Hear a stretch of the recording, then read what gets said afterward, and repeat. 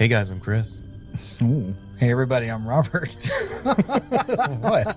That was just so, I don't even know the proper adjective for that. Sultry? Sultry.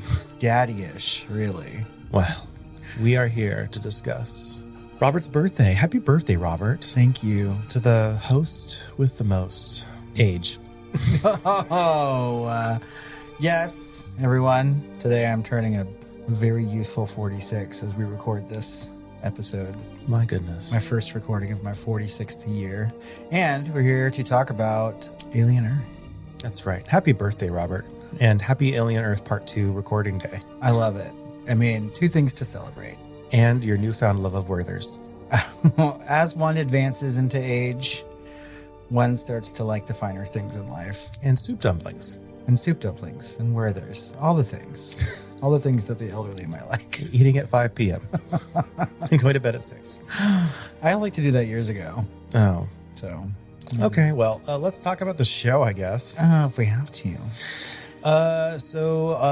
Obviously, you hopefully have listened to the first part where we covered the first 4 episodes of Alien Earth. Mm-hmm. This is a show, just to recap quickly, that we have been reporting on and looking forward to for years. Yeah. I think that's what was announced before 2020, right? And I think it was announced maybe even before Romulus, right? Or around the same time. And Romulus came out, a year ago or more. Yep.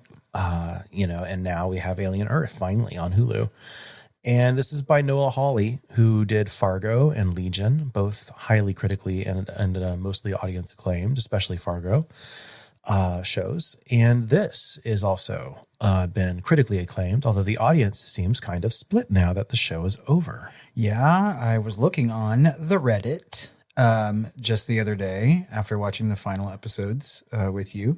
And lots of people were expressing how they did not like the show. And they were like, this is dumb, essentially. And I was like, were we watching the same thing? Because I disagree.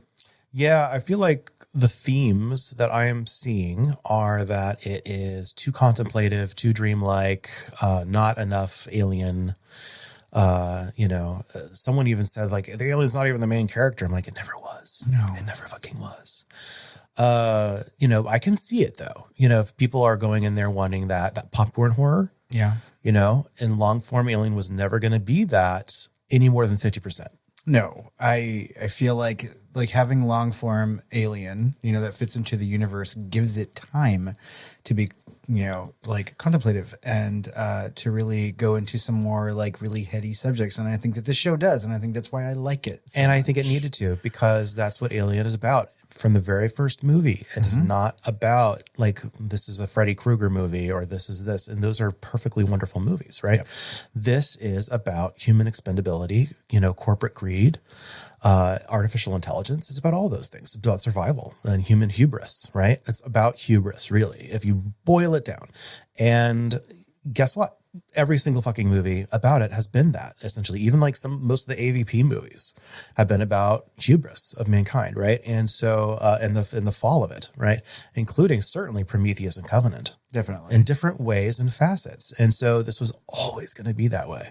Although, just to be devil's advocate, this show started off really strong, right? And we got a really good 3-episode opener where they really are on that crash. We got an intro and then we got that 2-episode crash, ship crash stuff where there is a big alien movie in there, right? And the aliens, more than just one alien, and there's a lot of alien and monster horror in those. And that was our alien movie. And then we get a bridge episode between the first half and the second half with episode 5. And that was the first episode of the second half that we watched. And it is probably some of the best Alien that we have ever gotten for the franchise. In that 1 hour, they accomplished so much. It could have been a standalone film and have been, another Romulus or even just another Alien. It's so aligned with the original 1979 film that it is almost shocking how effective it is with being so similar. I completely agree with you. I walked away from that one particular episode in the second half telling people, who were kind of on the fence about watching it. And I was like, no, you need to start watching it. And if for anything, just for episode number 5. Like, it was such a really good kind of standalone episode. It was giving me all the Ridley Scott vibes I needed, you know, and I really thought that it was just, as far as like horror television goes, like I thought it was amazing. Like, yeah, perfect. No, it's one of those just knock out of the park episodes, and it's different in a way because like I can go and say, hey, there's one episode that's an entire oneer from Mike Flanagan for The Haunting of Hill House or whatever it was, but it's that ensemble that's there, right? This is actually a departure from our cast. Yep. Only one of the main cast members is there, and he's not even really like a main, right? It's a singular like what happened on this ship to make it crash type of episode. And it has its own crew and cast. And it's, you know, you could almost just say, hey, this is a little bit of an Alien movie. And you could just say, hey, just go watch this. It's actually self-contained. You don't have to watch the rest of the show. Or if you're going to decide if you want to watch the show, watch that. Watch episode 5. You don't have to watch anything before it or after it. It's really special in that way. It is. And you could essentially, if you just watched that one episode and then you decided after that, you know, I want to go ahead and watch the rest of the season, I think that you could easily do that and then start up with episode 1, like right afterward, you know, and then skip 5 as you're going through it. Like it was just a really good, very scary, moment in television. And for those who are saying that there's not enough, you know, of the aliens in it, like I would point them to that particular episode too. I think that there are some moments, some xenomorph moments in that episode that are just really, really good, kind of classic xenomorph, you know? Yeah. Although a lot of the horror, the biggest horror in that episode has to do with other types of aliens, right? I would say the xenomorph's best moments are probably from the ship crash. Well, and then in episode 2 and 3. Toward the end of the season too, I think like there's some really good, very quick, like blink or you'll miss it kind of xenomorph moments as well. You know, but by the time that this show is reaching its final episodes, or at least for season 1, like the xenomorph just really isn't the star of the Alien show anymore. You know, there are other creatures that are in play here that I think are really interesting and fun. Yeah, but at the same time, before I lost the plot, I was going to say I was going to be a devil's advocate, which is the first half of this really felt like Blade Runner meets Alien. Yep. You know, and the second half after episode 5 is starting more and more to feel like Blade Runner meets Jurassic Park. Yeah. Right? And the dinosaurs are not just the xenomorph, it's everything, right? Mm-hmm.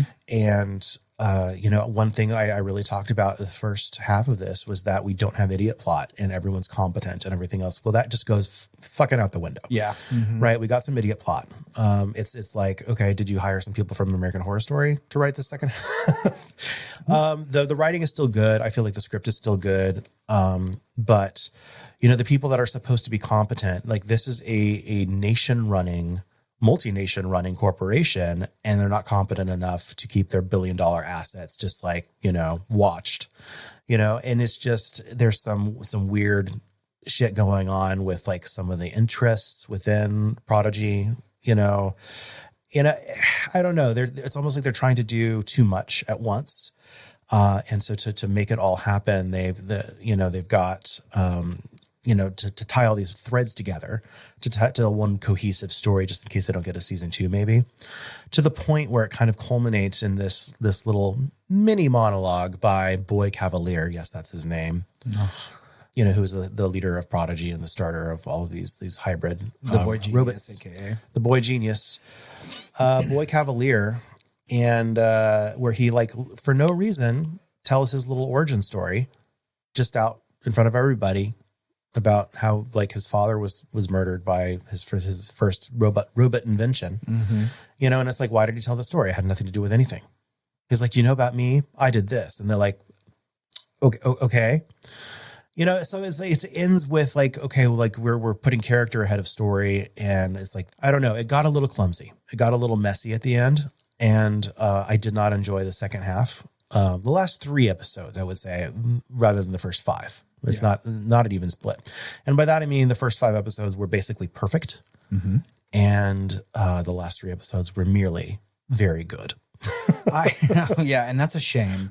God damn it. It went from a 5 to a 4.5. I even thought that episode 6 was okay, but if you asked me, at gunpoint to tell you what happened, I wouldn't be able to like differentiate between the episodes. No, I would say that this is the way they've done this is not really episodic, like they were forced to. Yeah. But the format is very long form. And so the first 3 episodes are one movie to me. And then 4 is kind of a standalone, the bridge episode that we got. That when it goes back to the island and kind of resets. Yep. And I remember that one because the redheaded robot goes a little crazy. Mm-hmm. And then we have episode 5, which is the standalone, which is just amazing storytelling and so economic. Meanwhile, then we get the next bit, which is 6, 7, 8. And 6, 7, 8 played like another movie, like a sequel movie to the first, 3 or 4 episodes. And so it's basically 3 movies is what this is. And the first movie is 5 stars. The middle is 5 stars. And the end is like a 4-star. And I would agree with that too. I feel like the last episode was good. Like I enjoyed it much more than the penultimate episode. Like episode 7 to me, I was just like, okay, like let's wrap it up now, shall we? And they did. And they did some things in the last episode that I liked and some that I didn't, and I was really happy to see a little bit more of some of these other creatures. And I was happy to see like what the hybrids were doing, although some of that sort of like came out of nowhere, I guess. But like ultimately, I'm very happy with everything as a whole product. Like all 8 episodes together, I think were really, really good. But you're right. The first half, much, much better.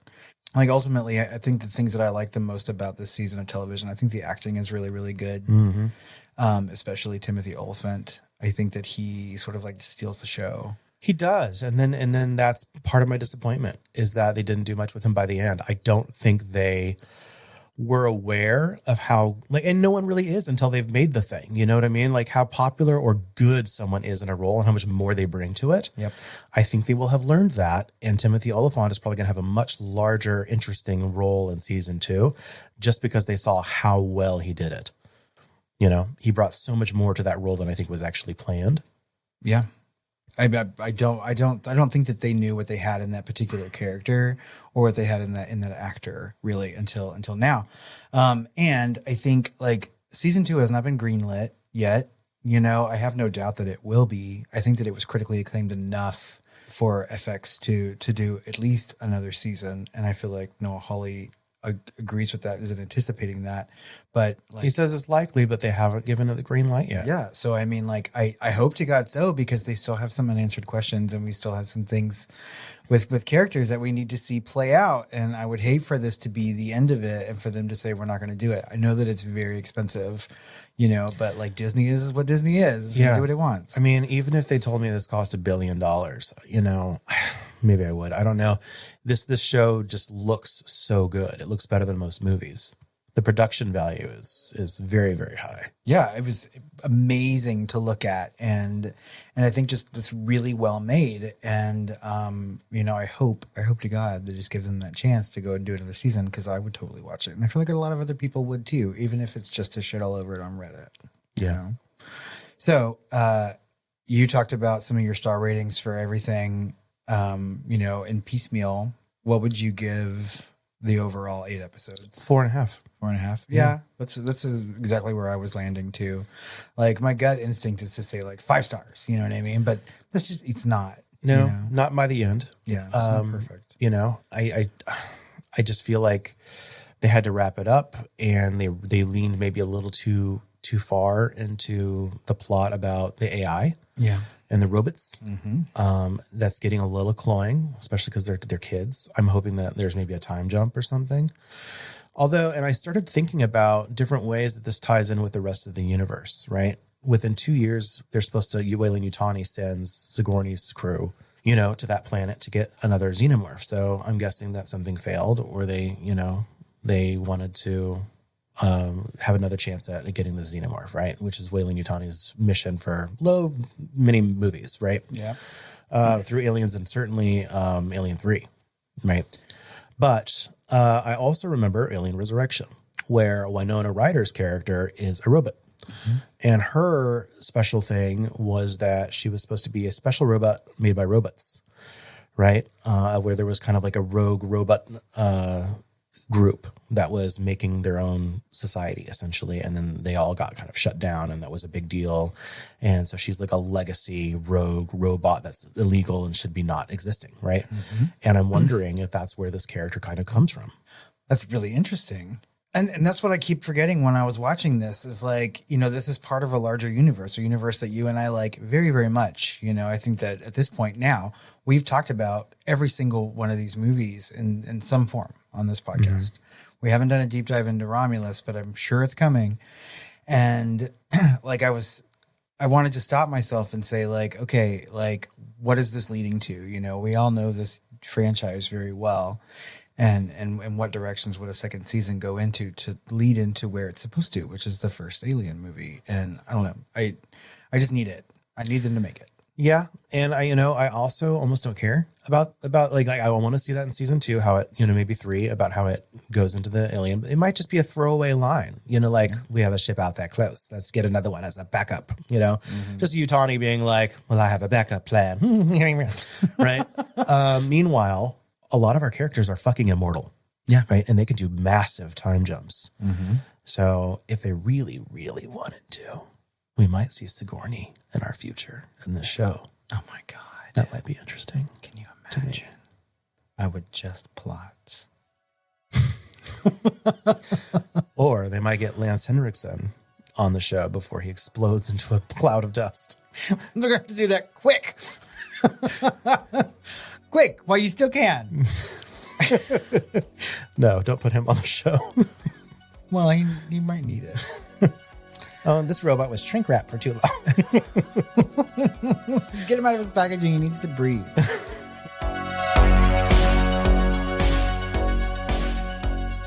Well, I think that just about wraps up this hot take on the second half of Alien Earth. As always, we want to know if you've been watching this show and what you think about it and what you think about our conversation. Find us on social media at The Film Flamers on Facebook, on Instagram, on Blue Sky, on Threads, all the places. You can email us at tiredqueens@filmflamers.com, or you can call our hotline at 972-666-7733.